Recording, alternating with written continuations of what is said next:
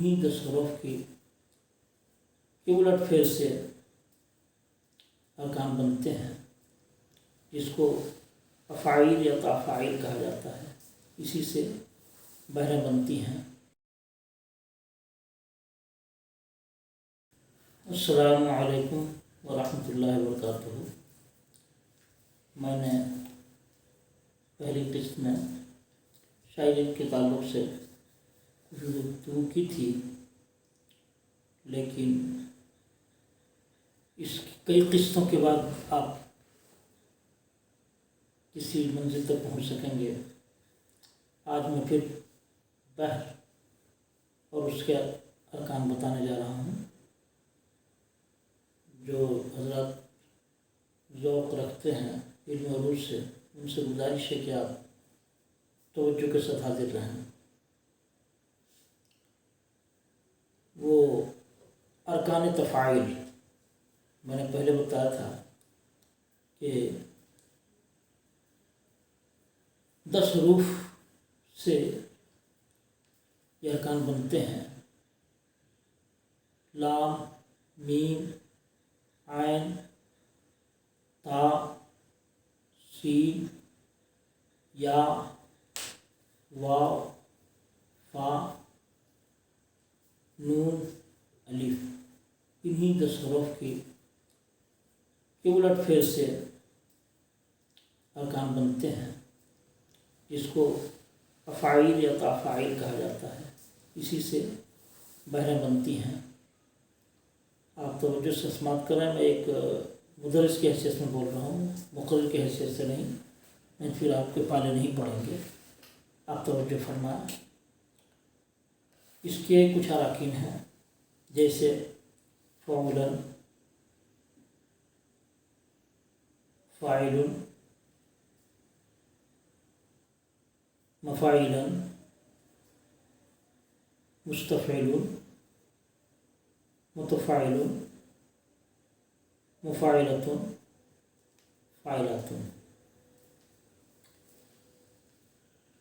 فعولن کا نام ہے متقارب، فاعلن کا نام ہے متدارک، مفاعلن کا نام ہے ہزج، مستفعلن کا نام ہے رجز، مفاعلتن کا نام ہے کامل، اور متفاعلن کا نام ہے کامل، مفاعلتن کا نام ہے وافر، اور فاعلتن کا نام ہے رمل۔ یہ 7 بحریں مفرد کہلاتی ہیں، اور انہی 7 بحروں کے الٹ پھیر سے، یعنی کچھ متقارب سے لیا، کچھ متدارک سے لیا، کچھ رجز سے لیا، کچھ ہزج سے لیا، کچھ کامل سے لیا، کچھ وافر سے لیا، اس طرح سے ملا کر کے پھر 19 بحریں بنتی ہیں۔ پہلے 19 کو سمجھ لیجیے کہ فعولن اور مفاعلن یعنی متقارب اور ہزج، یہ دونوں مل کر کے بحر طویل۔ رمل اور متدارک یعنی فاعلتن اور فاعلن، یہ دونوں مل کر کے بحر مدید۔ مستفعلن اور فاعلن، یہ دونوں مل کر کے بحر وسیط۔ اور بحر رجز اور رمل، ان دونوں مل کر کے بحر مجتسب۔ لکھتے جائیں گے، اس لیے میں آہستہ بول رہا ہوں۔ مفاعلن اور فاعلاتن یعنی ہزج اور رمل، یہ دونوں مل کر کے بحر مضارع۔ مستفعلن اور مفعولاتن، یہ دونوں مل کر کے بحر منصرف۔ مفعولاتن اور مستفعلن، ان دونوں کی ترکیب سے بحر مقتضب۔ فاعلاتن، مستفعلن یعنی رمل اور رجز، یہ دونوں مل کر کے بحر خفیف اور مستفعل مفعولات، بحر سریع مفاعلا فاعلات، بحر قریب مفاعلا فاعلات، بحر قریب فاعلات مستفعل، بحر جدید فاعلات مفاعلا بحر مشاکل۔ یہ 12 مرکب بحریں ہوئی جو 7 مفردات سے نکلی ہیں۔ اب یہاں ذہن کو حاضر رکھیے، چلیے ہم بحر متقارب سے لیتے ہیں فعولاً۔ تو فعولاً کو اگر آپ ایک مصرعے میں 3 بار لیتے ہیں تو یہ مسدس کہلائیں گے، ایک مصرعے میں 4 بار لیتے ہیں تو یہ مسمن کہلائیں گے۔ مسدس کے معنی ہوتے ہیں 6، مسمن کے معنی 8۔ دونوں مصرعے میں چونکہ یہ اراکین 3 دونہ 6 آئے تو مسدس، 4 دونہ 8 آئے تو مسمن۔ حاضر رکھیے گا ذہن، چونکہ یہ رکن جو ہم بتائے کبھی کبھی اس میں کاٹ چھانٹ بھی ہوتا ہے، کمی بیشی ہوتی ہے۔ کاٹ چھانٹ ہو جائے تو وہ سالم نہیں کہلاتا، یعنی اس کا وزن سلامت نہیں رہتا، کچھ نہ کچھ ٹوٹتا گرتا بڑھتا ہے تو وہ سالم نہیں کہلاتا۔ لیکن جب تک اپنی حالت میں رہے، جیسے فعولاً کہیں الٹا پلٹا نہیں ہوا تو یہ سالم کہلائے گا۔ اب اس طرح سے اب 3 بار اگر آ گئے فعولاً تو بحر متقارب مسدس سالم، یہ اس کا نام پڑے گا۔ فعولاً لیے اس لیے متقارب، 3 بار لیے اس لیے مسدس، وزن کہیں ٹوٹا نہیں اس لیے سالم، تو بحر متقارب مسدس سالم۔ اور اگر ہم 4 بار لے لیں تو بحر متقارب مسمن سالم۔ جی آپ اسی پر قیاس کریں، اب آپ سب کو لے لیں۔ متقارب کی 2 شکلیں ہو گئی، مسدس مسمن۔ متضارب کی 2 شکلیں ہو گئیں، مسدس مسمن۔ حزج کی 2 شکلیں ہو گئیں، مسدس مسمن۔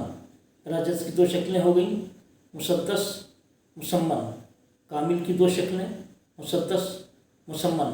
وافر کی 2 شکلیں، مسدس مسمن۔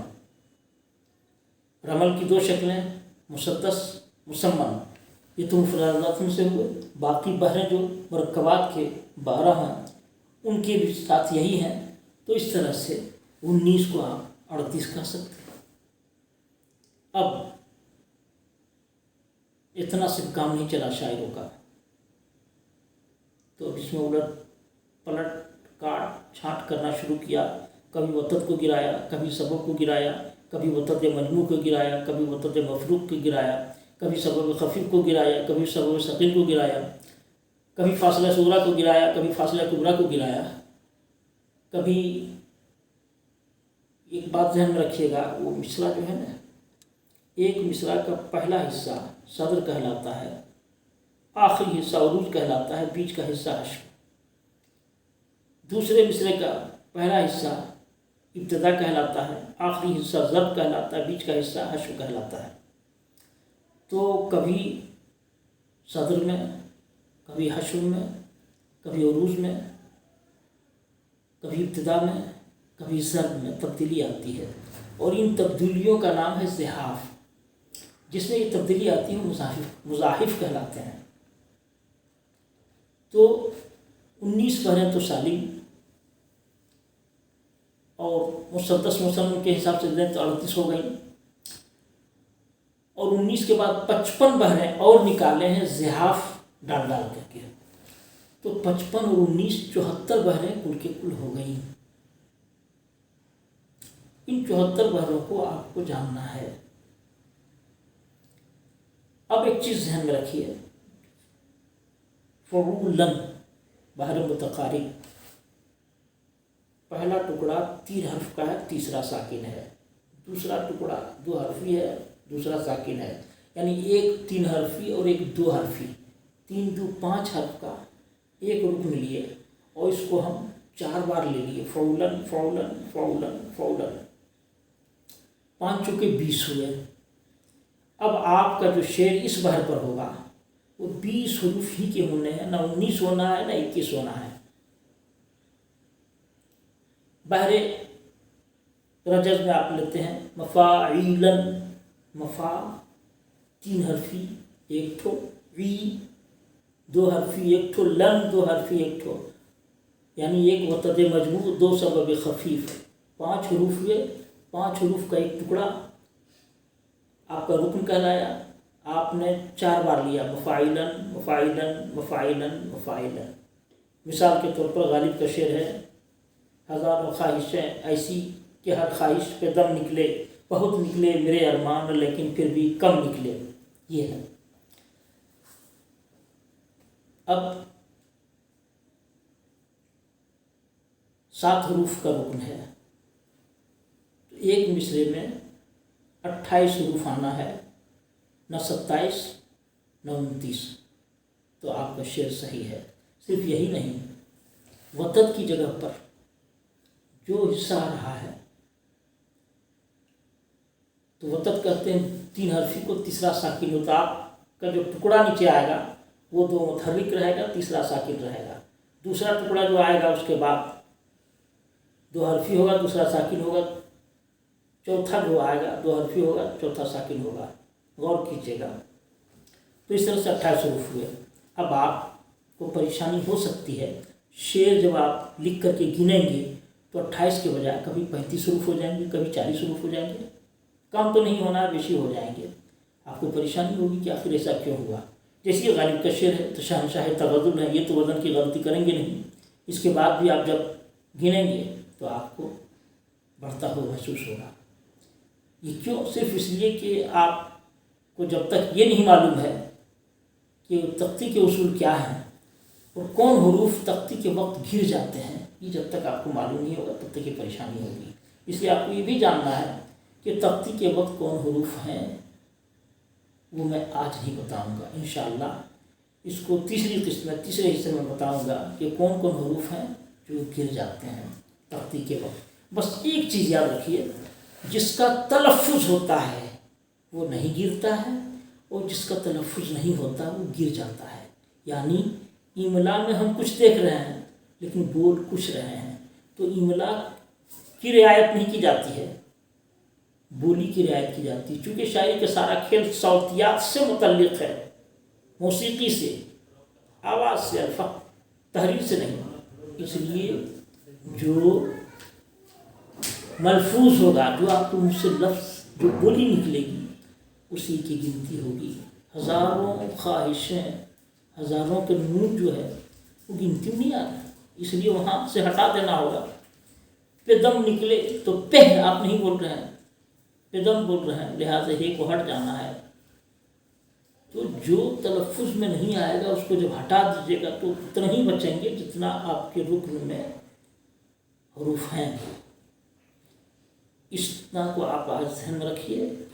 یہ دوسری قسط ہے، پھر اصول تختی بتائیں گے، ابھی تو آپ کو لمبا سفر طے کرنا ہے، یہ تو ابتدا ہے۔ پھر آپ صنعتوں پر آئیں گے جس سے شعر نکھرتا ہے، جس سے اس میں بلاغت اور فصاحت پیدا ہوتی ہے، وہ الگ سبق ہے، کسی اور بھی آپ کا یاد رکھیں گے۔ بحر کی 74 قسمیں ہیں، 7 بحور مفرد ہیں، 12 مرکبات ہیں، مضاعفات والے 55 ہیں، کل ملا کے 74 بحر ہیں۔ اللہ کرے آپ کو میری بات سمجھ میں آ جائے، آمین۔